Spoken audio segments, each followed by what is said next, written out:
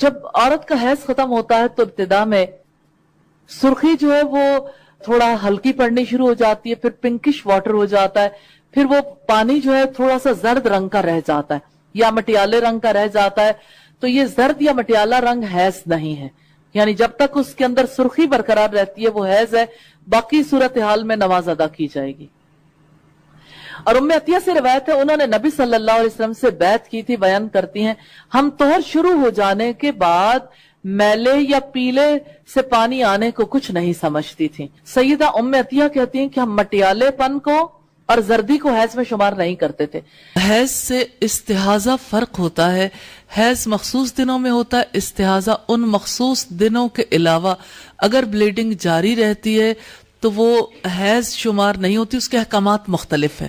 کہ حضرت ام حبیبہ جو نبی صلی اللہ علیہ وسلم کی زوجہ مطہرہ تھیں، ان کو بھی استحاضہ ہوتا تھا. یعنی حضرت عائشہ کہتی ہیں کہ رسول اللہ کی ایک زوجہ کو جب استحاضہ ہوتا تھا ہم ان کے نیچے تشت رکھ دیتے تھے.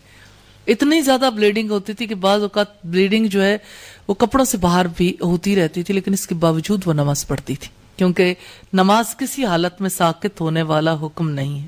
استحاضہ کی حالت میں عورت نماز بھی ادا کرے گی، عورت روزہ بھی رکھے گی، عورت جو ہے وہ اپنے باقی فرائض بھی ادا کرے گی.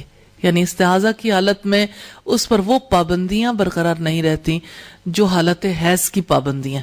اللہ کے رسول صلی اللہ علیہ وسلم سے یہ سوال کیا گیا تھا کہ استحاضہ کے بارے میں، تو آپ نے یہ ارشاد فرمایا تھا کہ وہ حیض نہیں ہے، رگ کا خون ہے. استحاضہ کیسے ہوتا ہے؟ نبی صلی اللہ علیہ وسلم نے ہی اس کے بارے میں بتایا کہ یہ شیطان کے ایڑ لگانے کی وجہ سے ہوتا. اس کا مطلب یہ کہ یہ عورت پر یعنی ایک اعتبار سے شیطان کا حملہ بھی ہو سکتا ہے. بیماری کی صورت تو یہ ہوتی ہے، یعنی ایک حیض کی حالت جو ایک عورت کی نیچرل فطری حالت ہے وہ حالت نہیں ہوتی، بلکہ یہ غیر فطری حالت ہے ایک اعتبار سے. حیض کے جانے کے بعد نماز کی ادائیگی واجب ہے اور استحاضہ کے جاری ہونے کے باوجود نماز ادا کی جائے گی.